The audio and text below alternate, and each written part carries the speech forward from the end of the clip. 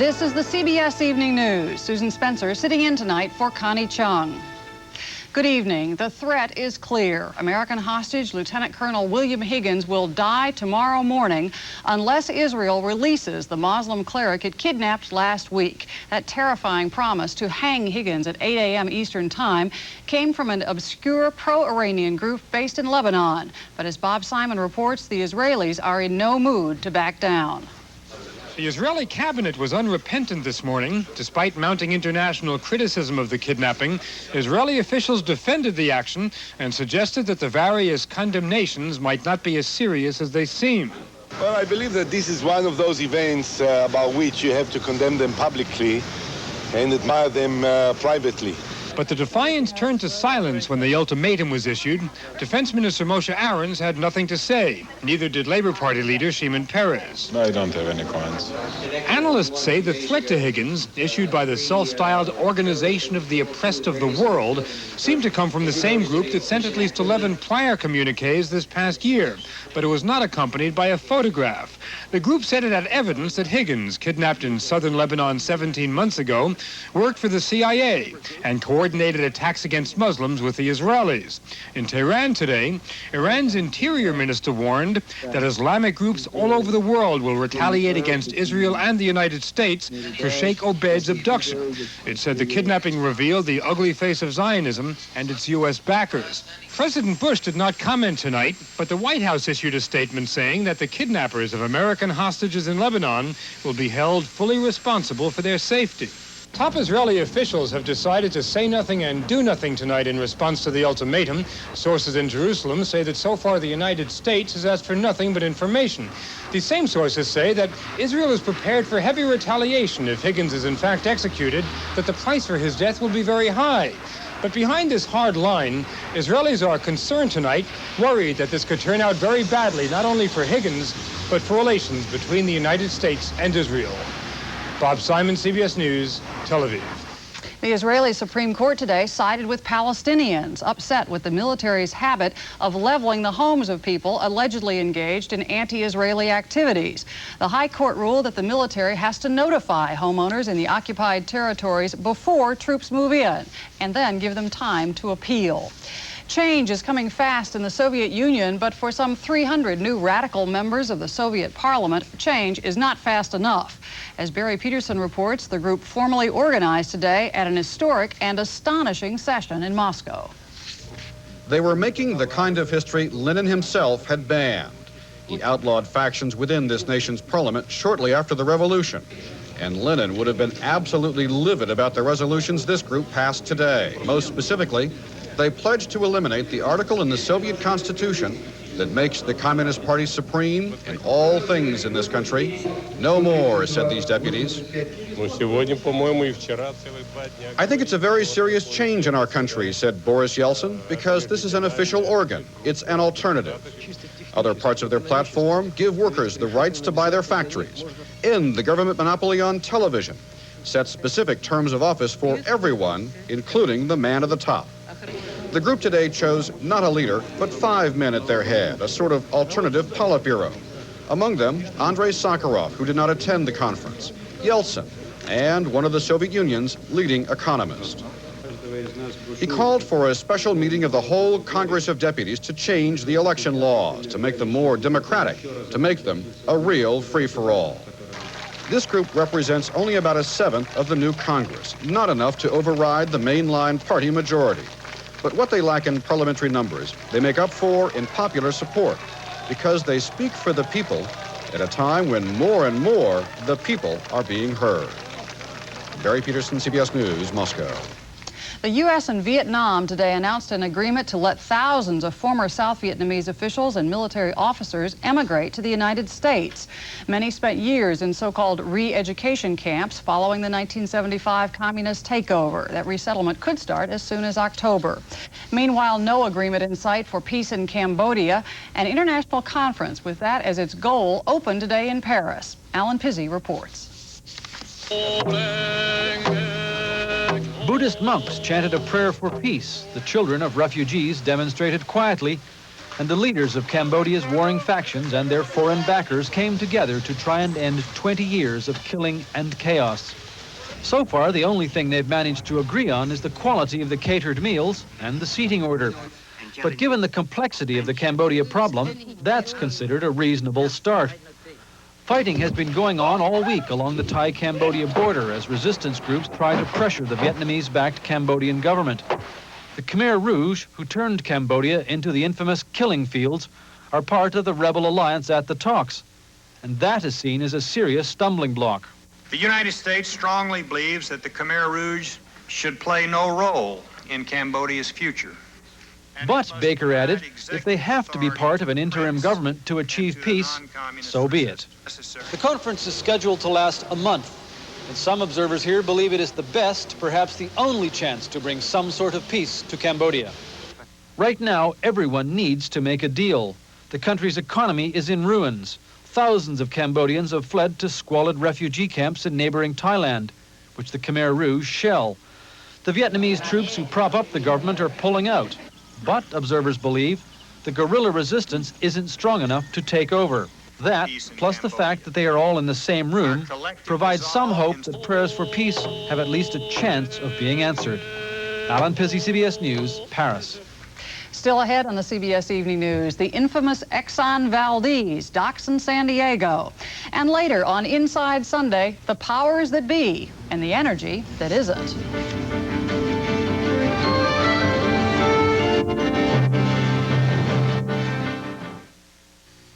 It was big. Yeah, big. I mean, big. It was big. It was very, very big. But it was easy. It's GM's biggest summer sale with cashbacks and dealer incentives on more cars and trucks than ever. This is big. Really big. I know big. And this was big. GM's Big Easy Sale. Over $1 billion big. It was big. It was so big. But it was easy. Now at your GM dealer. Right now. Why can't they make a stronger flea collar? Someone has. Scratch X. Look, compared to Hearts and Sergeant. Heartburn strikes, Tums strikes back. Heartburn's gone that fast. Tums EX, twice as strong, twice as fast as regular Rolaids. Suspected spy Felix Bloch remains secluded today in a New York City suburb that is as secluded as he could be, with FBI agents and reporters watching his every move. Reporters did manage to question Bloch as he walked his dog. You feel it's unfair that even though you haven't been charged with anything, you're subjected to this kind of scrutiny? Life is unfair. The Los Angeles Times said today that Vice President Dan Quayle lobbied for specific U.S. companies during his spring trip to Asia. This apparently was unprecedented for a U.S. president or vice president. Quayle's spokesman defended the lobbying, though, and one former U.S. official said, well, it may help cut the trade deficit. Foreign trade is surprising topic number one at the annual National Governors Conference in Chicago. Christine Negroni reports. Nearly all the governors meeting in Chicago this weekend are looking across the oceans. Their sights are set on foreign trade, which they see as a solution to their state's economic problems. It used to be that the borders of a given state were those of its neighbors. Today, our borders are Brussels and Brazil and Toronto. Governors have become globetrotters as they try to encourage outsiders to become investors. We've been to the Far East twice. We've been to Japan, Korea, China, Hong Kong, Taiwan, and Singapore. Whether you're, governor of a major state or even of a small state like Vermont, you realize that we are all players in this new global economy. The states hope not only to sell their products overseas, but to bring foreign companies here. Half a dozen states competed for the Chrysler-Mitsubishi plant. Illinois won with an $89 million package of tax breaks and incentives. To the governors, that's a cost of doing business, but critics say it's bad business. We're creating a subsidized competition where the profits go to another country that undermines our own local business, which is totally senseless. In spite of those concerns, the trend is toward more trade missions and more interstate competition. Any state that bases its economic strategy on trying to raid the neighboring state is usually in bad shape. While the governors are discussing both economic and social matters, the one state issue everyone else is talking about is the one the governors are ignoring. Not the church! Not the state! The governors insist their group cannot come to an agreement on so controversial an issue. But pro-choice demonstrators outside the meeting remind them that the economic challenge is not the only challenge they face. Christine Negroni, CBS News, Chicago. Chronic economic failure led today to a radical change in the face of communism in Mozambique. The ruling party formally abandoned Marxism in favor of a mixed economy. It also announced a new push for talks to end Mozambique's devastating civil war. Richard Wagner tells us now about a woman who has dedicated her life to helping that war's countless victims. Sister Maria has been helping the helpless of Mozambique for more than a decade. A nurse as well as a nun, she came here from Italy. She runs a 67-bed pediatric hospital. She told us she could use 200 beds. Malaria, measles, tuberculosis, anemia, and malnutrition fill her days, and yet she says she's happy with the life she's chosen, a life given to others. The country Sister Maria is devoting herself to is large and fertile, but it's been ravaged by civil war for a dozen years. The fighting has forced millions of people off the land into refugee camps and makes the distribution of food extremely difficult. Many of the camps have become virtually cut off from the rest of the country. At one isolated camp, a 3-truck convoy recently managed to get through, bringing the first food delivery in almost a month. 20 to 30 people starve to death in Mozambique every day, and government officials concede the situation will not improve until the fighting stops. Given the security situation, will you be able to supply peace? For sure. For sure. So, as the war continues, so does the work of Sister Maria. She herself has been afflicted with some of the diseases she treats, but she has no thoughts of leaving. Mozambique needs many things. Peace and more Sister Marias lead the list. Richard Wagner, CBS News, Anchilo, Mozambique.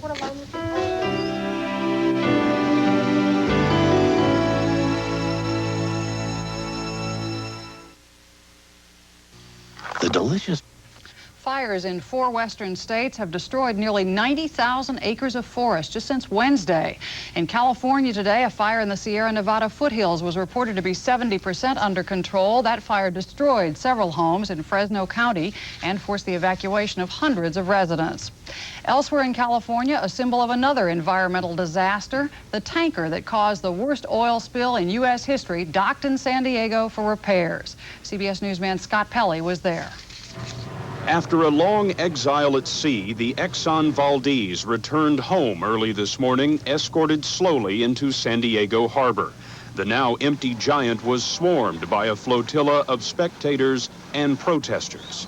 It's a gigantic ship. It's bigger than a brontosaurus, but it's got one thing in common. They're both dinosaurs, and they represent a fossil fuel energy policy whose time has passed. The ship's return comes 4 months after the 11 million gallon spill that devastated the Alaskan coast. She stood off California 3 weeks while authorities determined there was no environmental hazard. Still, Exxon posted a $20 million bond for permission to enter the harbor. It's taken us 4 months to get here, but we've done it safely, we've done it carefully, and we're very, very pleased to have it back here. The Exxon Valdez returns to the shipyard that created her. Repairs will take 9 months and cost $25 million. No changes in the design are planned, but there may be one noticeable difference. Exxon is considering whether to change the name that has become synonymous with environmental disaster. Scott Pelley, CBS News, Los Angeles.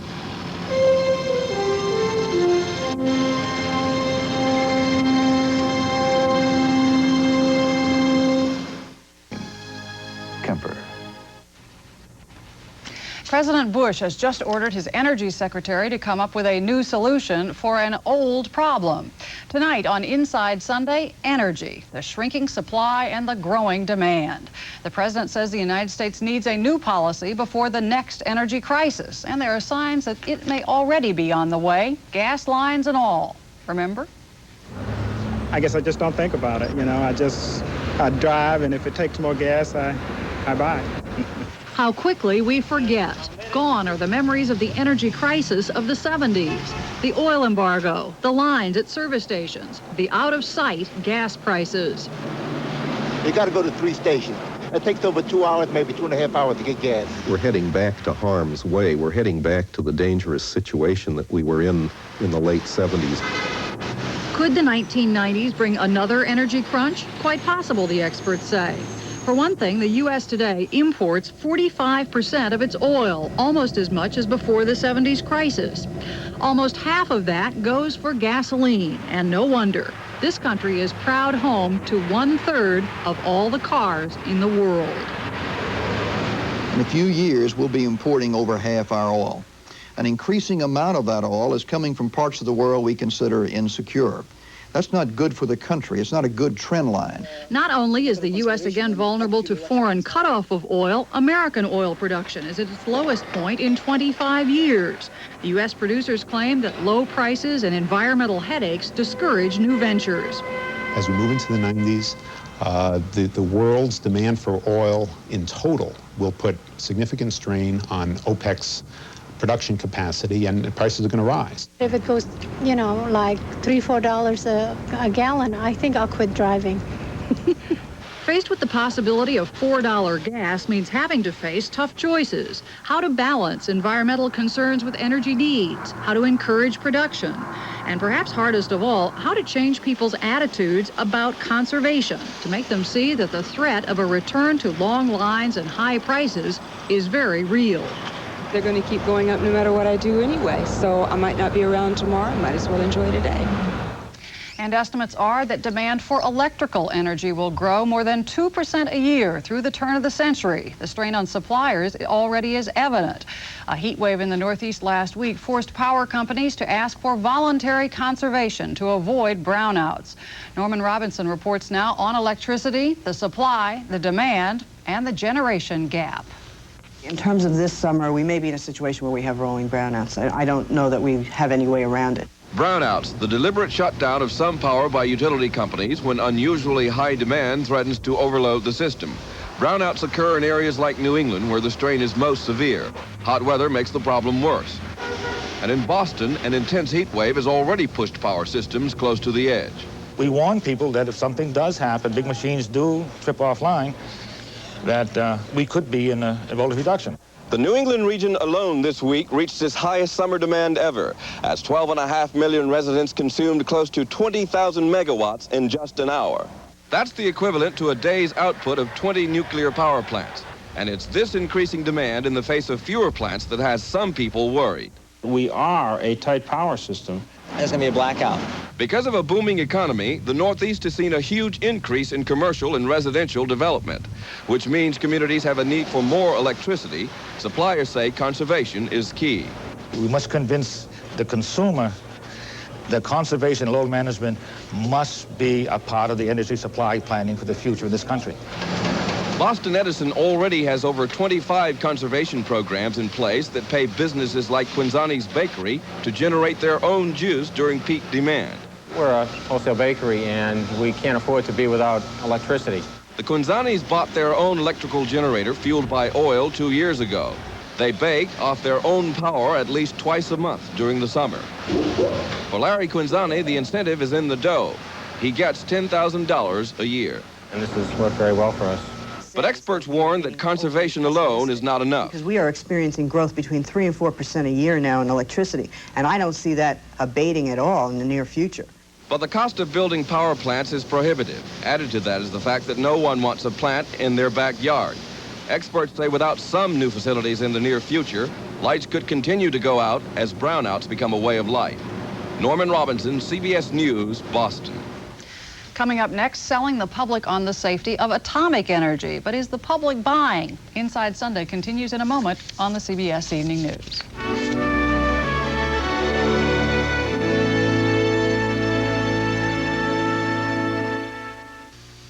It was big. Yeah, big. I mean, big. It was big. It was very, very big. But it was easy. It's GM's biggest summer sale with cashbacks and dealer incentives on more cars and trucks than ever. This is big. Really big. I know, big. And this was big. GM's Big Easy Sale. Over $1 billion big. It was big. It was so big. But it was easy. Now at your GM dealer. Right now.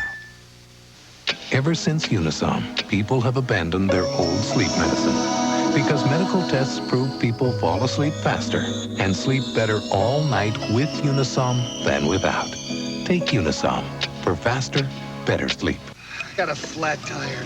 Now my stomach's on fire. My day. My Lanta, too. Introducing Mylanta 2 Roll Packs for double strength antacid relief wherever you are. Because my life takes my Lanta, too. Now, new scientific tests prove Heart's Blockade Repellent gives your pet total protection against fleas and ticks, or your money back. Unsolicited, here's what some satisfied Blockade users have told us. My golden retriever suffered with fleas and ticks. Heart's Blockade solved the problem. It really works. I'm so pleased with Heart's Blockade. I have 3 dogs and 7 cats and raise basset hounds who have always had a flea problem until I use Blockade. It's terrific. Heart's Blockade, guaranteed flea and tick protection that really works. One answer to growing energy demand is, of course, nuclear power. There's a limitless supply, but also an endless public fear. In England, officials are trying to sell the public on the safety of an atomic energy plant that was the site of the country's worst nuclear accident more than 30 years ago. Martha Teichner reports. The English Lake District, made famous by poet William Wordsworth. 'Tis the sense of majesty and beauty and repose, he said, a blended holiness of earth and sky. But Wordsworth's scenic countryside is no longer the biggest tourist attraction in the Lake District. Sellafield is. This year, millions of people will be invited by British Nuclear Fuels to come and see for themselves. Sellafield is a nuclear power plant, which also reprocesses radioactive waste. Its open-door policy intended to improve the image of a controversial industry. If there was an overheating situation in the reactor, well then these control rods would simply drop and the reactor would be dead. The visitor center cost $8 million. Sellafield spends almost that much every year to keep the public pouring in. We're attempting to try and allay people's fears and concerns of what really is the unknown to them. By the fact that they're spending so much money on all this, I think most people feel that they're only having to do that because they've got something to hide. 6-year-old Ronald Marr is one of 30 leukemia victims represented by Day in a lawsuit against Sellafield. Childhood leukemia around the plant is 10 times the national average. Sellafield claims radiation is not the cause. We're not looking for glorified compensation or anything like that. If it is from Sellafield, to make it safe, find out what it is that's causing this. And money can't buy health. Money can't buy my little lad's health. You can tell your lad. Huh? Chris Merlin used to live along the beach just south of Sellafield. He had the contents of his vacuum cleaner bag tested and found alarming radiation levels, in one case 17,000 times higher than expected. I think that in 10 or 15 years' time, families are going to say, Mum and Dad, did you realise what Sellafield was really doing? When the genetic defects and so on really become known. Visitors to the plant are just as uneasy. They come away impressed, but not necessarily convinced. It's propaganda to try and convince us that it's safe, and we all know it's not. I don't really consider anything nuclear safe. Nearly 15,000 people work at Sellafield. Without it, unemployment in the area would be 80%. They have a vested interest in proving to the public that critics of the plant are wrong. Martha Teichner, CBS News, Sellafield. There are, of course, alternatives to nuclear energy and fossil fuels. So-called renewable energy, such as hydro and solar power, now accounts for nearly 10% of the total U.S. energy supply, and that could double by the turn of the century. Energy Secretary James Watkins says he hopes to have an energy strategy on paper by next April. He will hold the first in a series of hearings this Tuesday in Washington. That's the CBS Evening News. Dan Rather will be here tomorrow, and later on tonight, Bill Plant with the CBS Sunday Night News. I'm Susan Spencer in New York. Have a nice evening.